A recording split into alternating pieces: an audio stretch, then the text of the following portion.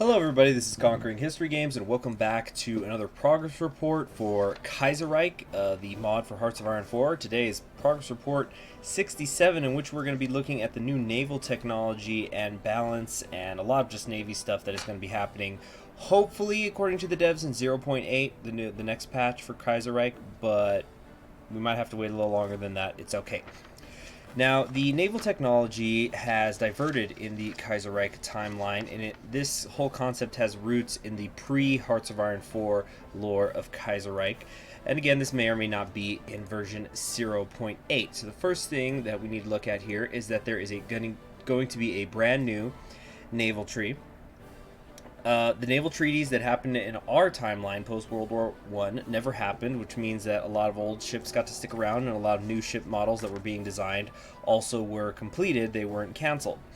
And there are also going to be new navies for the countries to reflect this.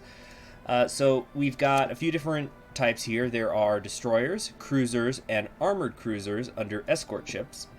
Under capital ships, there are going to be battle cruisers, battleships, carriers, and heavy carriers. And you'll notice that these are new designs. And then, of course, there are submarines over here going from experimental to modern. I really like this advanced one because it looks like it's got a smiling face at the end, like it's some sort of happy shark. Also note how the battleships are called dreadnoughts here.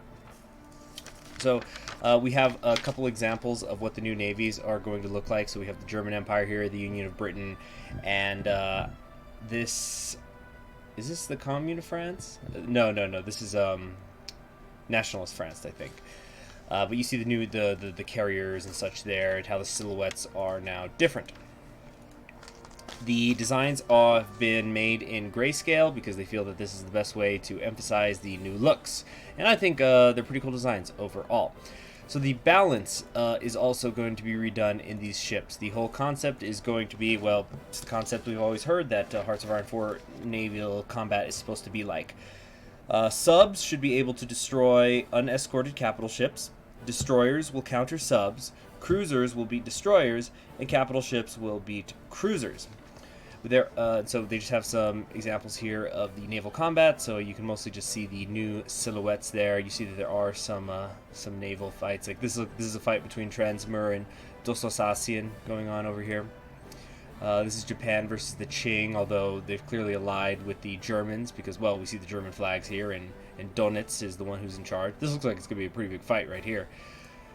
Oh wait, no, let's come back to that later. So there are going to be new types. Obviously, armored cruisers are going to be new. The things that are called cruisers here are going to be what are in the normal game, or they're supposed to be the equivalent of heavy cruisers. There's no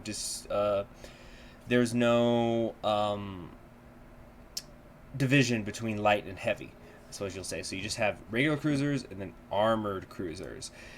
There are also heavy carriers, as you can see here. There's Richthofen class, for example. So this is presumably a screenshot of the German tree, because I don't think the whole world will be calling it the Richthofen class. So now the Kaiser's rebuilding of the surface fleet in 1917 is the divergent point in the Kaiserreich universe. That's where, instead of focusing on submarine warfare, he decides to rebuild the surface fleet, and then in 1919 he's able to get these new ships involved in the Second Battle of Jutland, which destroys most of the British battle cruisers, which is going to seal the victory for the Germans in their version of World War I. Now, after the war, there is a global dreadnought race in which these four countries mainly try to focus on building the biggest dreadnoughts possible. Of course, Germany continues to do this, and this is eventually going to lead to this huge thing called the Kaiser Wilhelm. But Japan is also involved in this race. The United Kingdom is, of course, involved in this race. They're trying to hold on to their traditional naval dominance. And America is involved in this race. Now, the strain on the country, meaning the United Kingdom, industrially, because they're participating in this dreadnought race, is at least partly responsible for the revolution that is going to lead to the Union of Britain. America begins to go through the Great Depression in the mid-1920s, and then Japan decides to focus more on its army, making Germany the clear winner of the dreadnought race. and the ones who have the most powerful navy in the entire world that is stationed all over the globe once the Kaiserreich game starts up. And just for a little bit of scale, these new dreadnoughts are supposed to be enormous.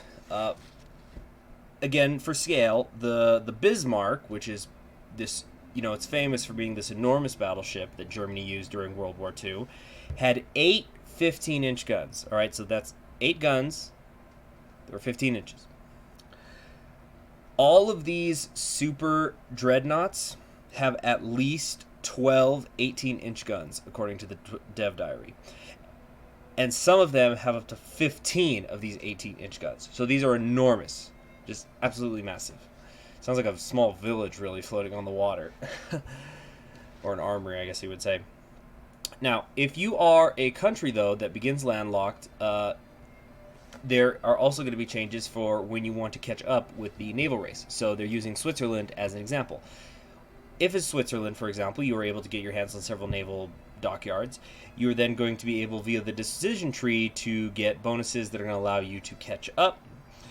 They just warned that to build the very largest ships is going to take some industrial adjustments. So it's not going to be too easy.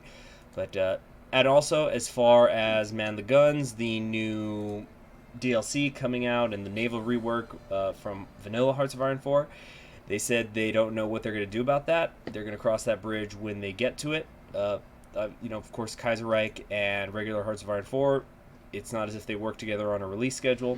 So we'll just have to see what happens.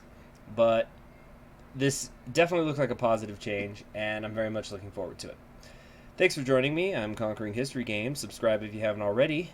And thanks to all my Patreons who support me. And I'll see you in the next one. Bye.